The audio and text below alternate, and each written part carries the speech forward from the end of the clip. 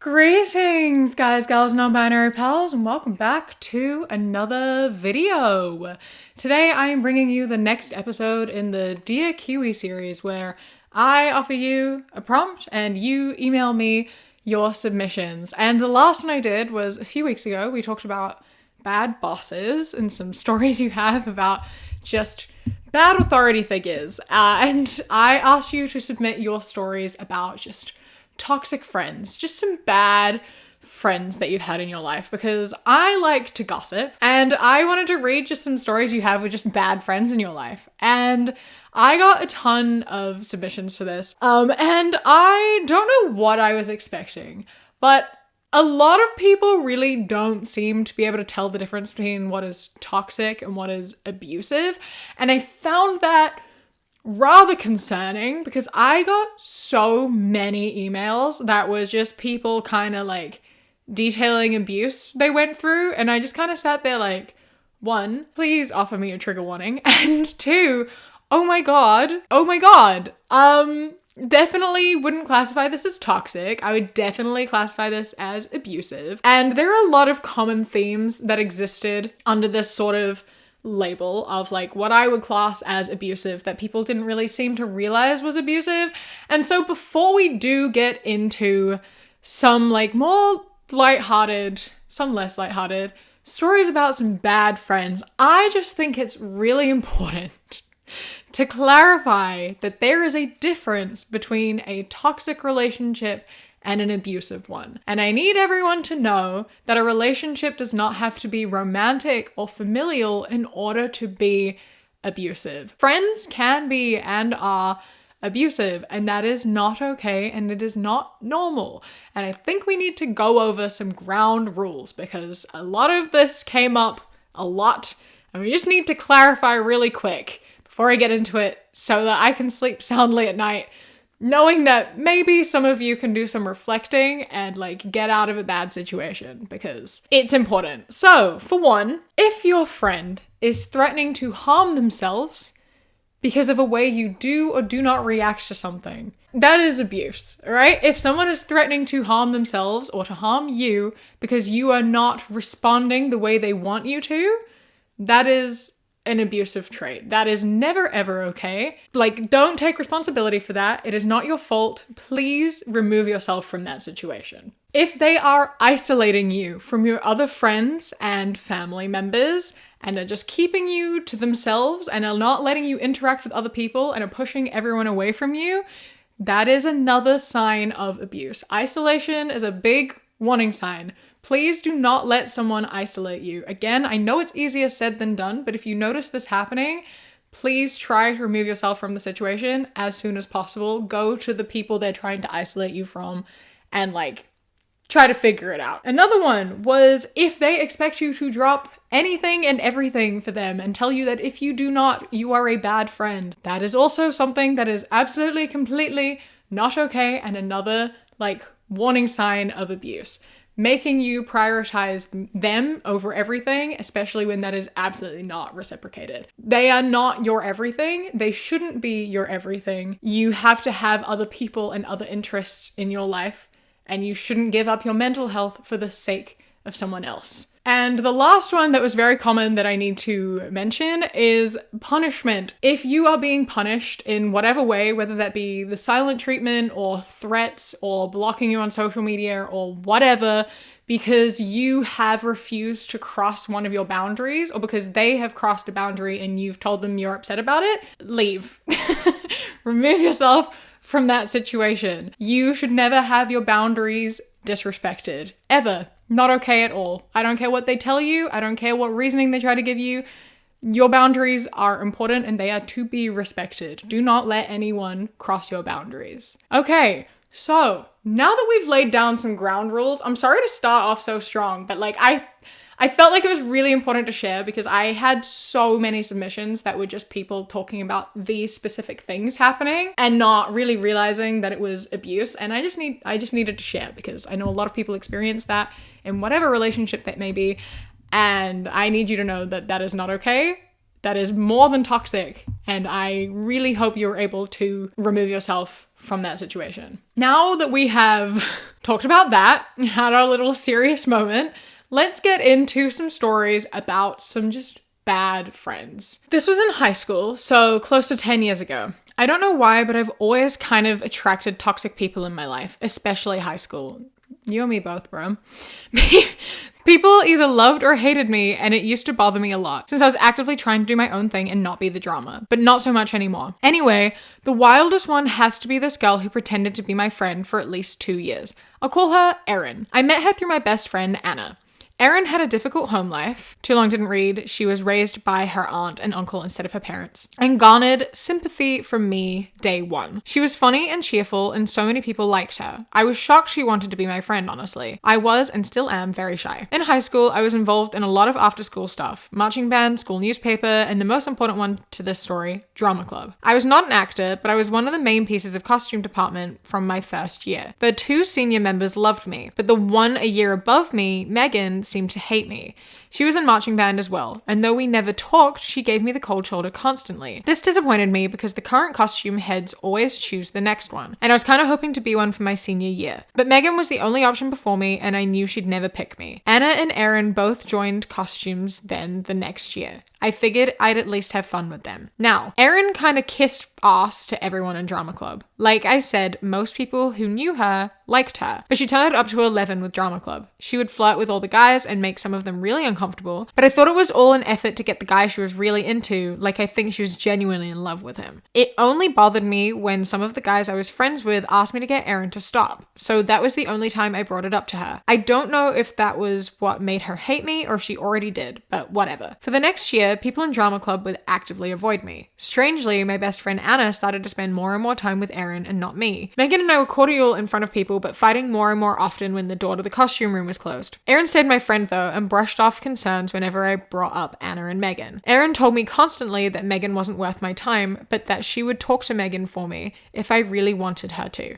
She told me to my face that she didn't want to be costumes head, I deserved it the most. I really don't remember how everything came out, but basically Anna and I discovered Erin had been feeding lies to her that I'd said all this nasty stuff about Anna and some of our other friends. I definitely did not. I suspected some of the same with Megan, and when I confronted her about it, I was right. She told me Erin had told her I said I didn't care about costumes at all and was just interested in drama club for the boys. I'm gay, and thought Megan was really terrible. Basically, Erin had convinced Megan and I that we both hated each other, which created the fight. Megan was so pissed because she had been about to name Erin the costumes head because she thought I didn't want it. Megan and I were able to rectify our relationship and became very good friends. Senior year was awkward because Erin didn't leave costume crew, but I got to be costumes head and another friend of mine joined the team, so we made it work. Best part of the story is that the guy Erin was in love with later asked me on a date in college. I hadn't seen her for 2 years, but I immediately imagined her plotting coming to kill me.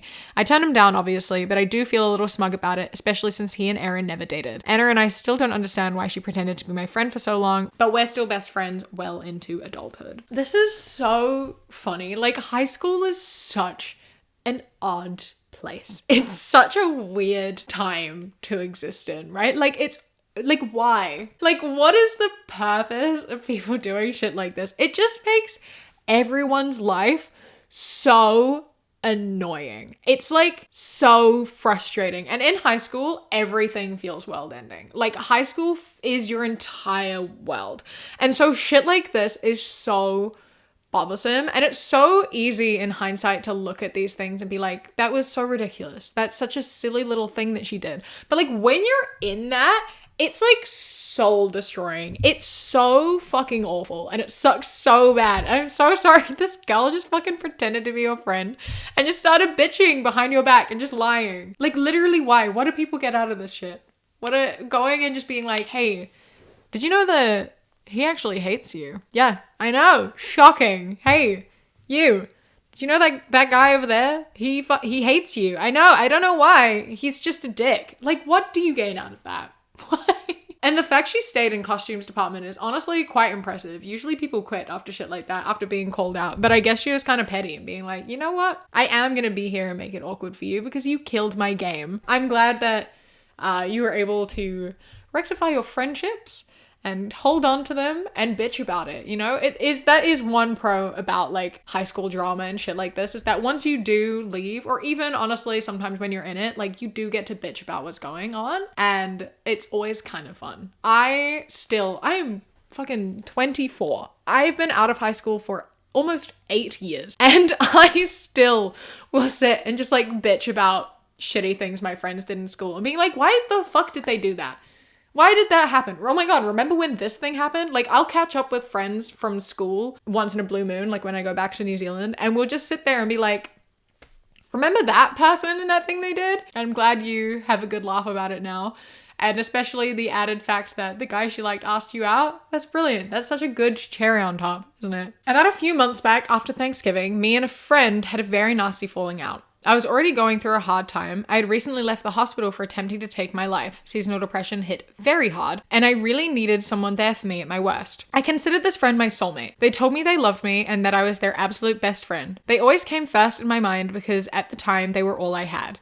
I loved them very much. We dated once, but agreed that we weren't ready for a relationship, so we broke it off and stayed as amazing friends. Feelings came back the same time I had been let out of the hospital, and we had a lengthy conversation about it. They told me they still loved me. Then they decided to ghost me for about a month, and when I called them out about it, they blamed it all on me. The last message I sent them was a lengthy paragraph about how I felt, how they were hurting me, and I'd understand if they didn't want to be in a relationship, but telling me they loved me and then going on to act like I don't exist burned. Their reply was, "RIP."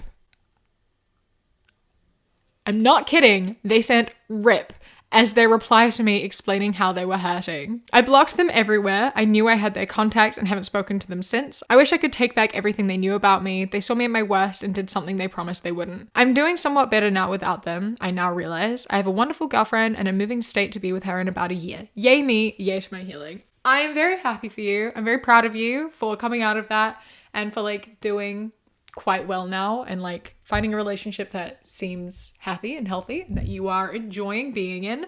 But oh my god, what? That you came out of hospital after a suicide attempt and this person texts you RIP? That's so fucked up. That's arguably one of the worst possible things they could have said to you. Like, they're aware you just tried to end your life, like very recently, like a month ago. You say to them, hey, I'm upset and like, you know, you've done something that hurts me. And they reply, like, rest in peace. And I know that like RIP has become, you know, it's like something that I say constantly to friends. It's like, it's very colloquialized. It's like very casual and used all the time. But sometimes it's like incredibly inappropriate, you know? And based on the fact that you are now, you know, ready to move across state implies that you're like not children. You're not like young. You're at the very least like, what, 16, 17, 18 upwards. Like old enough to absolutely be aware of the fact that that is so incredibly inappropriate. In what world are you possessed to send RIP in that situation? And like, regardless, really shitty thing to do. Someone who told you they love you and like has seen you at your worst and been there for you and you considered your soulmate and you've had this like incredible relationship with for so long. Like, that fucking stings. That hurts so bad and I'm so sorry. And the way that it ended is just like the worst way for it to have ended. But like, you know, as you say, I'm glad you're doing better now and you realize you were better off without them. It seems like they were like genuinely just a trash person. It doesn't take away from how good the relationship may have been, or at least parts of it that were good, but fucking hell, definitely not someone you want to be in a relationship with though, because like that's insensitive as all hell. Jesus Christ. I spent most of my high school career in online school, but it wasn't working out, so I wanted to go public school. Most of my original friend group had all moved away in middle school, so when I got there, I didn't really have any friends. This girl, we'll call her Lake, had kind of been my friend in elementary school and we shared a desk in our home economics class, so she kind of became my only friend, as I had too much anxiety to reach out to befriend anyone else. The first instance was when I was wearing a skirt I really liked. It was down to my shins, flowy, and had kind of patchwork pattern on it. I sat down at our table for class and unprompted, she said, "That skirt is ugly. I don't like it." To which I actually stood up for myself, which surprised me even at the time. Well, I like it. It's fun, artsy, and comfortable. Me liking it is all that matters. She rolled her eyes and struck up conversation with a different table. Good for you. Because what the fuck?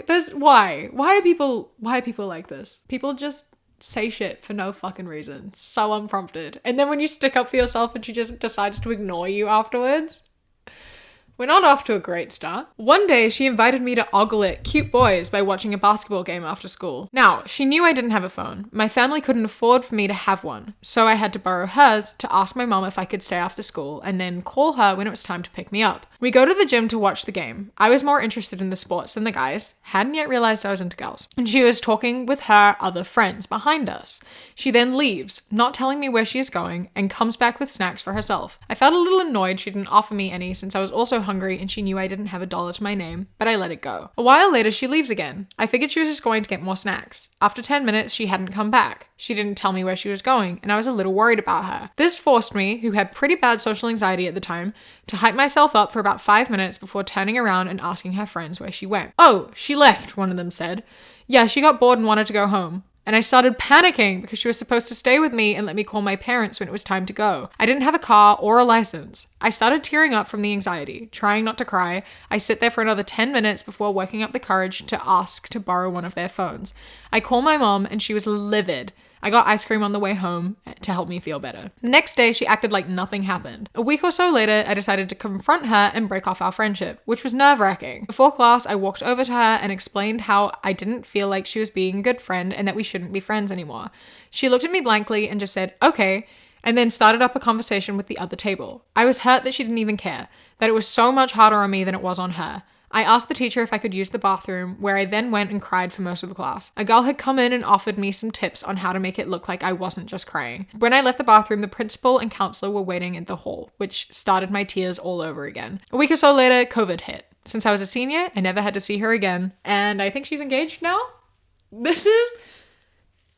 I just don't understand people and their motivations and why they feel the need to just be assholes, you know? Like, I totally feel that anxiety in the middle there. Oh my God, talking to strangers, building up the courage to like ask people questions is so hard. I struggle with that now, but like in high school, even more. Like turning and asking a group of strangers, like, "Do you know where this person went?" Heart stopping. Asking someone to use their phone, like I will throw up.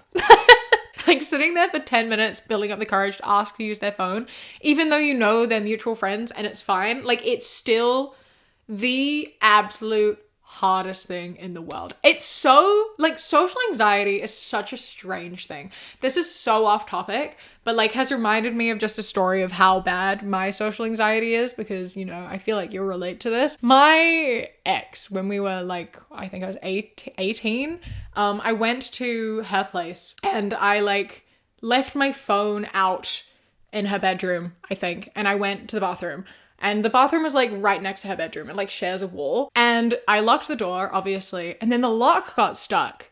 And I couldn't open it. And you know how the like obvious thing to do would be to just like knock on her door and like say that I was locked in or like yell out loud. Her flatmates were just outside in the lounge. I could have done either of those things. But instead, I was panicking because I didn't want to like be annoying or like, I don't know, I felt like they would judge me. I felt just such overwhelming anxiety that instead I just decided to like have a panic attack and try for ages to unlock the door. Eventually I managed to do it and like calm myself down. But like that whole situation would have gone so much easier if I just, I don't know, said what was happening. And ever since then, I always take my phone into the bathroom because for some reason it's easier to like text someone being like, "Hey, the bathroom door is locked," than like yelling out, you know? But I feel like it's like a similar sort of situation of like something that sounds like it should be an easy thing to do, but like anxiety is so consuming for really no reason at all.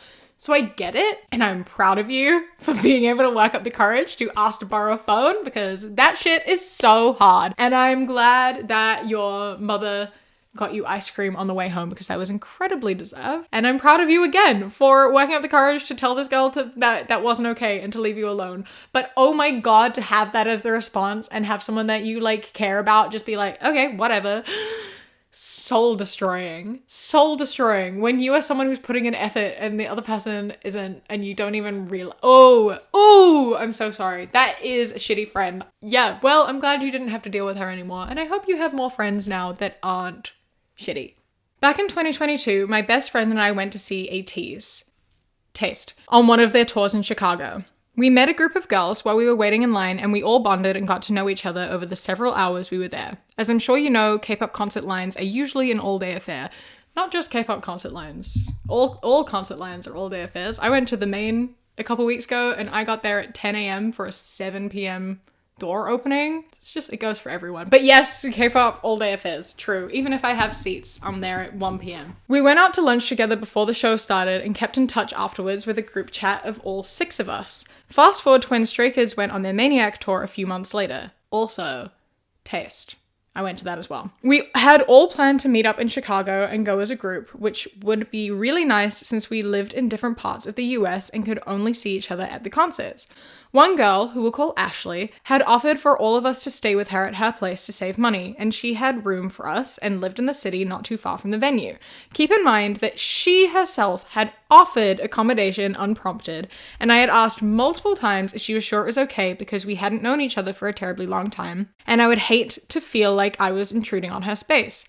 She insisted that it was perfectly fine and she would love to have us because it would be a really fun opportunity for us to all hang out. About a week before the concert, we were discussing the plans for our arrangements to stay with her, among other activities we were going to do before the concert. And I just sent a short message that read along the lines of, "Hey, just checking to make sure it's still okay for me to stay with you while I'm in town. If not, that's totally okay. I just want to make sure that's still the plan so I can be able to book a hotel room instead if plans have changed." After about an hour of no response from her or anyone else in the group, she sent back a 2-paragraph long message essentially putting me on blast in the group chat, saying how I was entitled, selfish, and was trying to take advantage of her by assuming I was allowed to stay with her.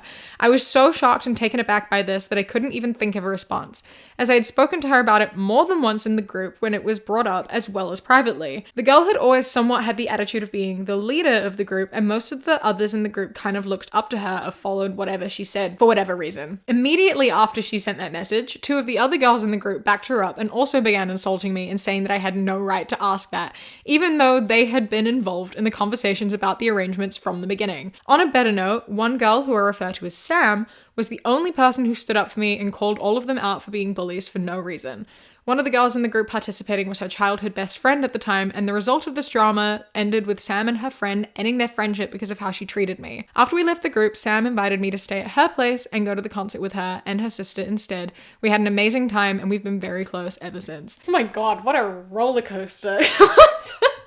This is such a thing, right? Like, I can't believe that, like, you asked multiple times and this girl was like, yes, of course, and you asked in the group chat too, in front of other people who had already seen her say yes, and then she turns around and says no, and they all are like, yeah, how dare you, like, as though they hadn't previously seen this conversation happening. What kind of bullshit? Like, how do you just do that?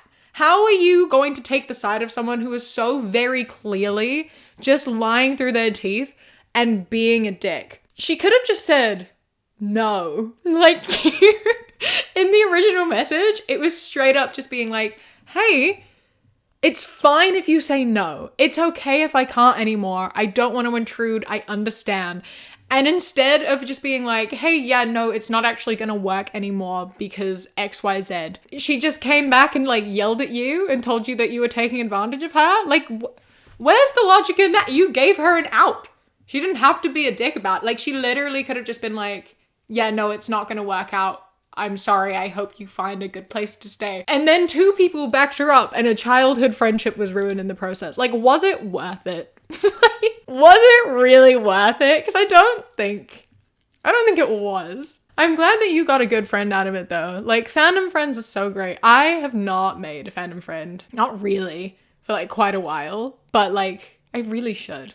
I should do that because it was so fun to have. Speaking of fandom friends, remember that if you have any like fandom friend stories or like parasocial relationship stories, please do email them to me at dearkiwi@gmail.com. That is Kiwi with a Q, because I really love talking about this. It's a lighthearted topic and I need to do more of those sometimes. And I love talking about like fandom spaces, good or bad.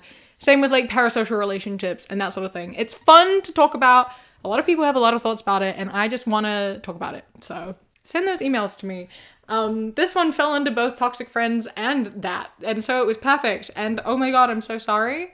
I'm glad you have a friend now. And I hope you enjoyed both ATs and Stray Kids. I know that I did. Maniac Tour was the best time of my life. Boy, do I have a story about not good friendship. For background, I had known this person since her literal birth due to our parents having been best friends since elementary school. They still are, which is pretty impressive to be honest. Not that I'd remember it considering we were only born 3 months apart. My point is, we grew up together since the very beginning. Everything was honestly amazing up until 2nd grade when my family moved half an hour away and I switched school. I never fit in well there due to undiagnosed autism among other things, but that friend stuck with me. This gave me something to hold on to when I had to sit through the 8th parent-teacher conference about my being bullied. Needless to say, I was so thrilled to go to the same school again in 5th grade. In Germany, elementary school ends after 4th grade. Interesting. But that's when everything really went downhill. I still couldn't fit in well, and I can to this day so vividly remember the time she came up to me to ask that we stop hanging out while we were in school because the others don't like you. It hurt, but I accepted it for a while. Didn't have a choice as I had nobody else. Things got tenser and tenser after that, starting with her belittling my interests and leading up to her over time slowly stealing about half of my Nintendo games I had at the time. How do I know it was her? Well, one day in school, my dad casually mentioned holding the culprit accountable. She, out of nowhere, had a hunch that I should check the front of my bag, and there they all were. After that, we started seeing each other less and less, and I found someone else who actually stuck with me while I was at that school. But she refused to admit it had been her. She refused to apologize or show any sign of remorse for everything, and actually ended up joining in on the bullying by making fun of very private information and sensitive topics, like when my pet bird of over 12 years had died. And the final kicker? Our parents still have a tradition to have family brunches together every Christmas Eve. Every year, up until I moved out, I had to see her and be polite around her. Oh my gosh, children can be so mean. And it's so horrible because it's like we say children can be so mean, and they can. And it's like they have the excuse of being children, but it doesn't take away from the fact that they're still hurting children and causing like lasting damage. And it's such a frustrating and annoying conversation to be had, and largely just comes down to how, you know, we learn about relationships and what is being done there to influence people. And it's so shitty that this person just decided to be so horrible to you. Childhood bullying fucking sucks so bad. I feel like primary school bullying is almost some of the worst because that's when you're like learning how to be a person and interact with people, and that shit fucking sticks. It stings so bad. Like, it's like the worst because that's when you're learning who you are. So like when kids bully you and someone who's meant to be your friend tells you they can't be your friend because other people don't like you, and then they start bullying you with like personal information, like that's like the worst. It fucks you up. I'm so sorry that you went through that. Good Lord. And then you had to see her every year for family dinner and be polite and civil, especially since she like didn't even apologize. Like, that's the thing as well, is like, usually if you have people in primary school who were like dicks and they like bullied you and were mean to you, when you become adults, or even prior to that, when you become teenagers or whatever, and you have a conversation, usually they can acknowledge that they were shitty and they'll apologize. And then that can help you like kind of work through it a little bit. But the fact that she didn't ever apologize and just was like, no, I didn't do shit. I didn't do anything. Like, deal with it. Is like, it just shows that it wasn't just her being a little shit as a child. It's just that she's kind of a bad person in general and never outgrew that. So you dodged a bullet, but also it sucks that like it hurts so bad. It's such an important time in your life, and I'm glad you moved away and don't have to see her anymore, but like fucking hell, and I'm so sorry, and I hope that you're doing better now. So for a tiny bit of context, I'm autistic and thrive off of knowing when things will happen, and I like to plan some things out like days in advance. I also have social anxiety, so I have a lot of friends in common with my brother. So that's what I did with two friends of mine.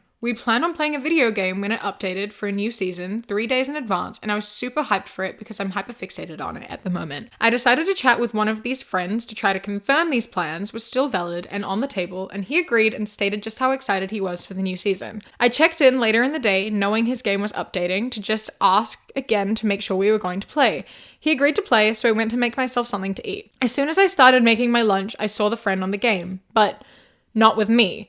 With my brother and one of my other friends, and I was confused on why he had opened the game and went straight to my brother, so I went to ask him what was going on, and he said that I wasn't there and that his game updating took forever, that he forgot because of his ADHD. However, when I spoke to my brother, he informed me he made plans yesterday to play with him today. He just decided to throw our plans away and lie to me all morning long.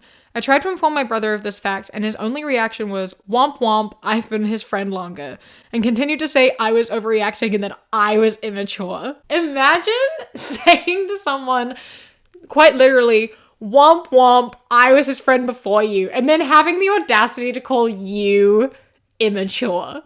Like, that's the single most immature thing you could ever say to someone, and then saying to someone else that they're immature is so rich.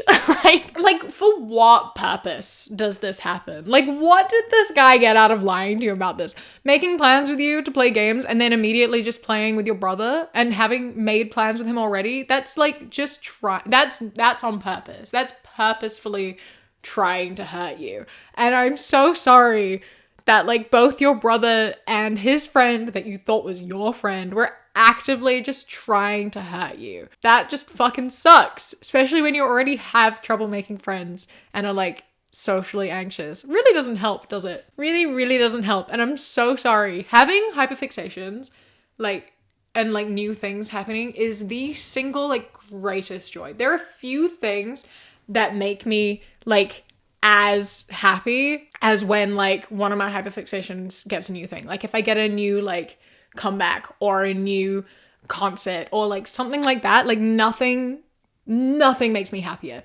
And so having plans with someone to enjoy that with them and then them taking it back and doing it with someone else, that's soul destroying. And I'm so sorry. I hope that you still managed to play the game and enjoy it, but I know it would have taken half the joy out of it because you were just having pain about it. And I'm so sorry. And I hope that you're able to make new friends who do not do that to you. And I hope that your brother and his friend, whom I hope is not your friend anymore because he sounds like the worst, get some sort of karma for this somehow. I don't know in what way, but like some sort of karma. With that, I think I'm going to end here. I hope that you're all doing okay. I hope that, we're all able to make friends that are not toxic or abusive. And I hope that if you notice any of the warning signs of abuse in whatever relationship you're in, you were able to remove yourself from that situation and find a support network. I wish nothing but the best for you and your friends and your life. And I hope that you're able to achieve long-lasting and deep bonds with people that you love and make you happy. And with that, I think I'm going to leave this video here. Thank you for all of your emails. I always get so many of them, so I don't ever get through all of them. But I appreciate them nonetheless, and I spend a lot of time reading through what I can. And yeah, so if you have any submissions for next time, which is fandom and parasocial like type relationship stories, please send them to me, dearkiwi@gmail.com. It's Kiwi with a Q. I appreciate it greatly. And talking about things I appreciate, I want to say thank you to my Sprout and Above patrons whose names are up on the screen right now. I appreciate you so much. And a massive thank you to my Kiwi Cat patrons, Bobby, Josh, Mandy, Ikazel, Jessica, Eldo, Danielle, Raven, Elias, Chris, Samuel, and Knitting Menace. I love and appreciate you so much. Thank you so much for joining. If anyone else would like to go on Patreon, go to patreon.com/savvycat. Click the top link in the description. For as little as £1 a month, you get my videos a day early as well as podcasts a week early. And then for £3 and up, you get things such as outtakes, bonus mini podcasts, live streams, vlogs, and more. Don't forget to follow me on Instagram, The Queer Kiwi, and Twitter, Queer Kiwi. I hope you enjoy the rest of your day. Stay safe. Keep fighting. I love you. Mwah.